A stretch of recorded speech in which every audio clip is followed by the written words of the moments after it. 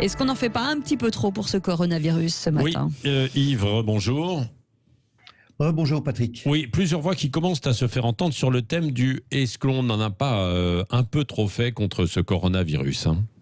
Oui Patrick, le premier à monter au front, vous vous en souvenez, fin avril, c'était le philosophe André Comte-Sponville. Hier, on a pu découvrir dans le journal du dimanche les bonnes feuilles du dernier livre de Bernard-Henri Lévy sur ce virus qui a rendu fou la planète. Et surtout, ce même journal publiait en ouverture une interview du professeur Delfraissy, le président du comité scientifique du chef de l'État. Et celui-ci a fait un aveu stupéfiant en expliquant que le confinement n'était pas une bonne décision, je cite entre guillemets. Elle a été suggérée simplement parce que la France ne pouvait, à ce moment-là, à la mi-mars, ne pouvait tester que 5000 personnes par jour, alors qu'en Allemagne, c'était 70 000. Oui, on aurait donc arrêté l'économie de tourner sur la base d'une décision prise, Yves, par défaut.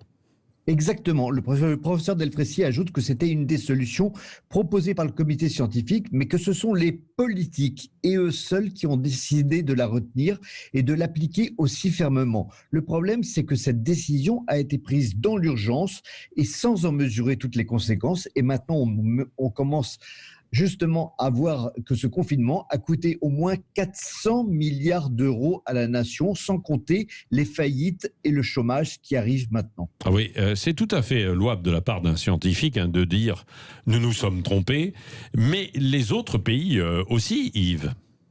Oui, parce que tout est parti de Chine, je vous rappelle, où un pouvoir dictatorial a décidé de confiner la ville de Wuhan et toute la région autour, c'est-à-dire 59 millions de personnes. Du coup, ce modèle de lutte contre l'épidémie a été repris par la plupart des grands pays qui n'étaient pas prêts à lutter contre un virus. Mais dans nos démocraties, où le primat est en général donné à la responsabilité individuelle, on ne demande pas aux gens de rester enfermés chez eux, sauf quand ils sont à risque, on leur demande de porter des masques. C'est ce qu'a fait la Corée du Sud, où il y a eu d'ailleurs beaucoup moins de morts que partout ailleurs et où l'économie a continué à tourner. Le problème, c'est qu'en plus, en France, on n'avait ni test, ni masque, ni respirateur. Nous étions le seul pays aussi démuni. Du coup, au lieu de lutter contre un ennemi invisible, eh bien, on a créé une panique, ce qui est la marque d'un gouvernement qui ne sait ni prévoir, ni décider. Oui, quand même en Europe, l'Espagne, l'Italie étaient un peu aussi dans le même cas que nous, Yves, non ? Oui, mais essayons de nous comparer aux meilleurs plutôt que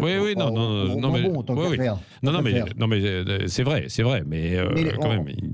On répète tous les jours qu'on est la 6e puissance mondiale, mais on n'a ni masque, ni respirateur, ni test, et aujourd'hui on n'est pas plus avancé au point de vue test. Oui, non, c'est vrai, même si finalement ils sont moins utilisés. Merci Yves de Kerdres.